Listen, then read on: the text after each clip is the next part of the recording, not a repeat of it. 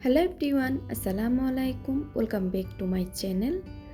আজকে আপনাদের সাথে ইফতারের জন্য পারফেক্ট একটা রেসিপি শেয়ার করছি। আজকে আমাদের সবার প্রিয় ডিম চপের রেসিপি নিয়ে হাজির হলাম। আশা করছি আপনাদের কাছে ভালো লাগবে।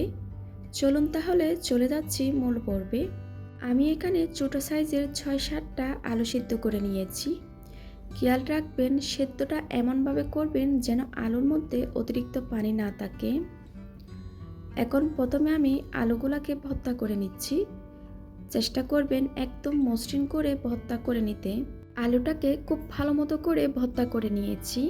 এখন দিয়ে দিলাম স্বাদ অনুযায়ী কাঁচামরিচ, সেই সাথে দিয়ে দিচ্ছি 1/4 চা চামচ পরিমাণ গরম মশলা গুঁড়া। এছাড়া দিয়ে দিচ্ছি ভাজা জিরার গুঁড়া আধা চা চামচ পরিমাণ ব্যবহার করেছি। এখন দিয়ে দিচ্ছি স্বাদ অনুযায়ী লবণ। এবার দিয়ে দিচ্ছি আধা কাপ পরিমাণ পেঁয়াজ বেরেস্তা দিয়ে আলুর চপ করলে এটা খেতে খুবই টেস্টি হয়ে থাকে। আরও দিয়ে দিলাম 1/4 কাপ পরিমাণ ধনেপাতা কুচি। সব শেষে দিয়ে দিচ্ছি 1 টেবিল চামচ পরিমাণ সরিষার তেল। এবারে এই সব কিছুকে একসঙ্গে খুব ভালোভাবে করে মেখে নিতে হবে। এর সঙ্গে আমি কোনো ধরনের কাঁচা পেঁয়াজ দিচ্ছি না, এতে করে আমাদের আলুর মিশ্রণটা বেশি দিন পর্যন্ত ভালো থাকবে। আপনি চাইলে একদিন বেশি করে বানিয়ে নর্মাল ফ্রিজে 2 থেকে 3 দিন রেখে খেতে পারেন। এখন আমাদের আলুর মিশ্রণটা রেডি হয়ে গেছে। এখানে আমি 2টা ডিমকে সেদ্ধ করে এভাবে করে ফালি করে নিয়েছি। আমি একটা ডিমকে 4 টুকরা করে নিয়েছি, আপনারা চাইলে 2টা করতে পারেন। এখন আমরা ডিম চপ বানাবো।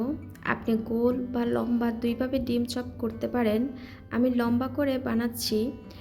এবার এখান থেকে প্রয়োজন মতো মিশ্রণ নিয়ে গোল করে একটু চ্যাপ্টা করে নিলাম। ঠিক আলুর মাঝখানে ডিমের ফালি বসিয়ে দিয়ে চারিপাশ থেকে আলুর অংশটা এনে ডিমটাকে আমি ঢেকে নিচ্ছি। অবশ্যই খেয়াল রাখতে হবে খুব ভালো মতো করে কভার করতে হবে, ডিমের কোনো অংশ যেন দেখা না যায়। একটা ডিমের চপ রেডি হয়ে গেছে। আপনাদের বোঝার সুবিধার্থে আমি আরেকটা করে দেখিয়ে দিচ্ছি। ঠিক এভাবে করে গোল করে একটু চ্যাপ্টা করে ডিমের ফালি বসিয়ে দিয়ে আবারও চারিপাশ থেকে আলুর মিশ্রণটা দিয়ে ঢেকে দিতে হবে। আরেকটা চপ তৈরি হয়ে গেছে। এভাবে করে আমি সবগুলা চপ তৈরি করে নিব। এবার চপের বাইরের কোটিংটা করার জন্য নিয়ে নিচ্ছি একটা ডিম। এখন ডিমটাকে আমি খুব ভালো মতো করে ফেটিয়ে নিচ্ছি। তারপর প্রত্যেকটা ডিম চপ বা আলুর চপ ভালো করে এর মধ্যে চুবিয়ে নিব। কোথাও যেন শুকনো না থাকে, এটা অবশ্যই খেয়াল রাখতে হবে।